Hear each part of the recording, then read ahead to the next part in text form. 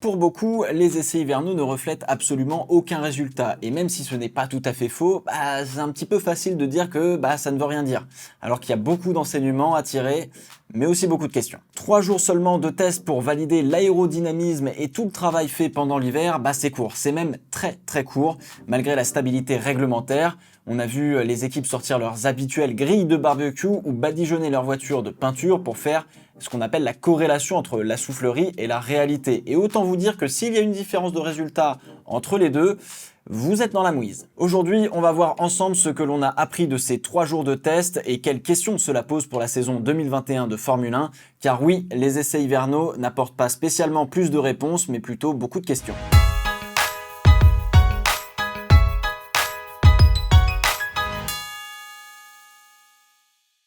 La première question, c'est est-ce que l'arrière du peloton va faire la jonction avec le milieu du peloton? Parce que l'année dernière, et depuis maintenant quelques années, on voit très bien se dessiner l'arrière du peloton avec Alfa Romeo, Haas et Williams. Si Haas ne fera a priori aucun développement cette année sur sa voiture 2021, ils ont apporté quelques évolutions pendant ces essais hivernaux, ailerons avant et fond plat. Clairement, on peut facilement se dire qu'ils auront le bonnet d'âne de la saison, bonnet dont ils vont enfin débarrasser Williams.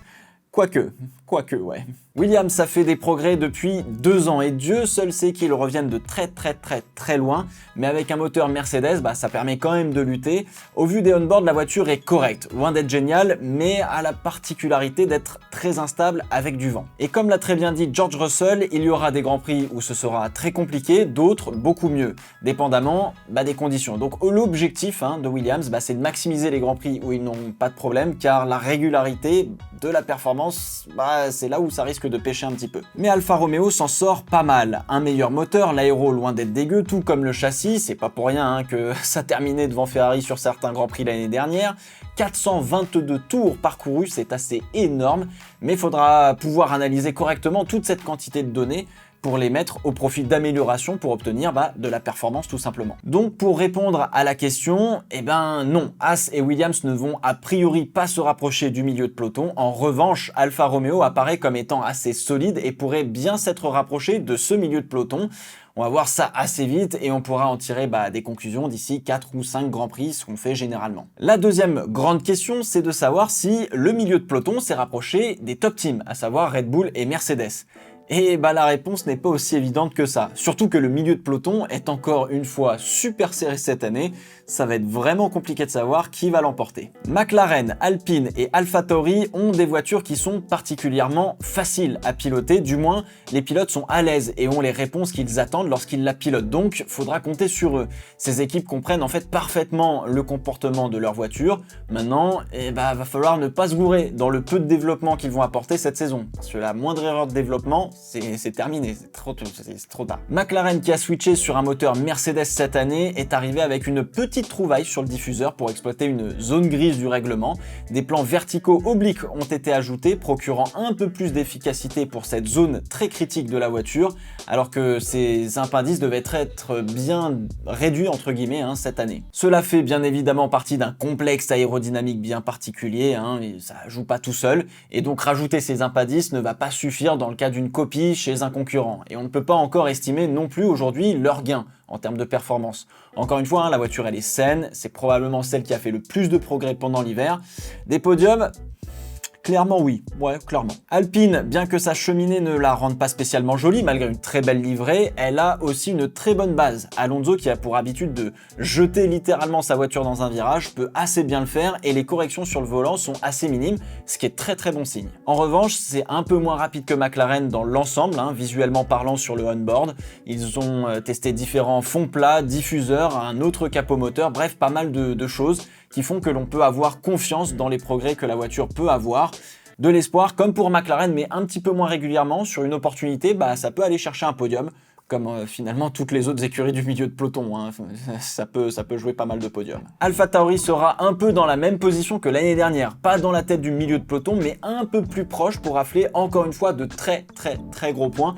La voiture est super, elle est facile, elle est parfaitement comprise et par Tsunoda et par Gasly. Forcément, ça va moins bien suivre en termes de développement, et c'est un peu moins rapide qu'une McLaren ou une Aston Martin par exemple, mais ça envoie quand même très bien. Pas d'erreur grave chez Tsunoda qui au contraire est vraiment à l'aise et dans le rythme, et ça peut être vraiment bien pour ce jeune rookie, parce que du coup, ça peut envoyer la sauce. Enfin, les deux voitures un peu plus complexes à piloter, l'Aston Martin et la Ferrari. Ce sont des voitures qui ont en fait du potentiel à débloquer, c'est-à-dire que les pilotes doivent faire un peu plus d'efforts dans leur pilotage pour en extraire le maximum de performance. Et de cette manière, en fait, ils atteindront et joueront avec la limite de la voiture. Il faut encore un peu travailler pour trouver les bons réglages et comprendre la voiture parfaitement. Je ne m'attends pas à ce que Aston Martin et Ferrari soient devant dès les premières courses, mais au fil des Grands Prix, ils prendront de mieux en mieux la mesure de leur voiture et je pense qu'ils progresseront suffisamment vite pour, entre guillemets, rattraper McLaren et les autres.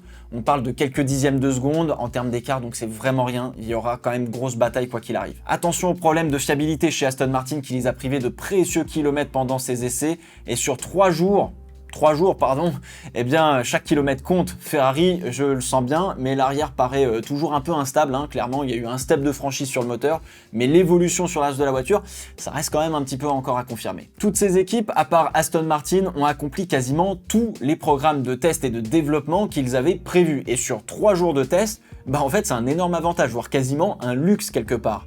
Mais aujourd'hui, à part McLaren que je verrais plutôt en tête de ce milieu de peloton, pour pas grand chose, mais vraiment pas grand chose, derrière, c'est un peu la loterie, là je vois rien, là, je sais pas. Pour répondre à la question, du coup, j'ai l'impression que oui, il y a un gap qui s'est légèrement resserré entre le milieu de peloton et les top teams, comparé à l'année dernière. Cela reste vraiment qu'une impression, on verra si c'est régulièrement le cas. Et enfin, dernière question, est-ce que Mercedes bluffe et sinon, à quel point Red Bull peut avoir ses chances pour la conquête du titre ?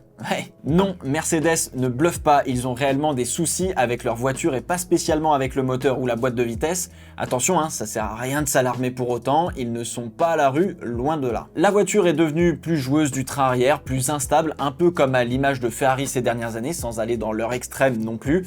Bottas n'a pas fait spécialement d'erreur, mais la voiture n'est pas sur un rail, comme c'était le cas depuis de nombreuses années. En revanche, et c'est plus surprenant, c'est du côté d'Hamilton. On sent vraiment qu'il a du mal avec la voiture, il est parti à la faute, principalement à cause du vent, comme un certain Nico Rosberg en 2015 à Austin, et de manière plus surprenante encore, le tête à queue sans prévenir sur une réaccélération en sortie de virage. Alors là, je comprends pas. Le fait de passer la première matinée au garage ne les a pas aidés, surtout que la voiture est plus complexe à comprendre cette année pour eux. Tout ne marche pas comme prévu, donc au lieu de se concentrer en fait sur la compréhension des pneus et de débloquer de la performance rapidement, comme l'a très bien fait Red Bull au final, on se concentre plus sur résoudre des problèmes. Et donc du coup ça prend du temps et tu perds du temps sur les autres. Et de manière assez surprenante aussi, ce sont les seuls qui n'ont pas fait de journée de tournage avec leur nouvelle voiture avant les essais hivernaux. Ces journées en fait se font sur 100 km avec des pneus de démonstration, donc c'est pas possible d'aller vraiment chercher de la performance, mais juste de voir si tout fonctionne correctement. C'est ça le but. Et là pour le coup, ils ont payé cher puisqu'ils découvraient leur voiture le matin même des essais hivernaux. Ce que je trouve un peu bizarre. Et oui, Mercedes a fait la technique du sandbagging, qui consiste à ne pas montrer toute sa performance, mais d'autres équipes l'ont fait, enfin quasiment toutes l'ont fait. C'est encore une fois comme au poker, quand on a du gros jeu, vaut mieux voler sous les radars, quoi. Il y a quelques équipes qui n'ont pas fait exprès de faire du sandbagging aussi. En revanche, oui, je pense qu'on a de fortes chances de voir Red Bull devant sur les premiers Grands Prix et de se faire rattraper assez rapidement par Mercedes derrière sur la suite de la saison. En plus, Bahreïn, ça n'a pas vraiment réussi à Mercedes ces dernières années, donc il faudra attendre de voir sur d'autres circuits. Voilà. On va voir. Ce qui est sûr, c'est que le contretemps de Mercedes est une opportunité en or pour que Red Bull puisse marquer le maximum de points à chaque fois, pour avoir juste cette petite chance de rafler le titre en fin de saison. Cela va dépendre aussi de la capacité de Mercedes à résoudre ses problèmes, et Dieu seul sait qu'ils sont relativement forts dans ce domaine, mais il faudra voir aussi qui basculera ses ressources pour 2022 le plus tard. Eh oui. Pour terminer, je vais vous parler de quelques pilotes, pas tous, mais quelques-uns. Je pense qu'on est tous curieux de voir ce que va pouvoir faire Sebastian Vettel au volant d'une Aston Martin avec un moteur Mercedes redoutable qu'il n'a jamais eu auparavant et dont le châssis est très proche aussi d'une Mercedes. Donc Sebastian Vettel chez Mercedes, un petit peu quand même, il y a des petits airs. Même si c'est Vettel qui a fait finalement le moins de tours sur ces 3 jours, il y a vraiment un grand besoin finalement d'adaptation pour apprendre une nouvelle voiture. Vettel aime bien une voiture assez posée de l'arrière, pas sous-vireuse pour autant, mais il devrait trouver de la stabilité et la confiance qu'il avait perdu en fin de carrière chez Ferrari. Après une année catastrophique pour lui, on ne peut qu'espérer le voir rebondir et le mental peut changer beaucoup de choses.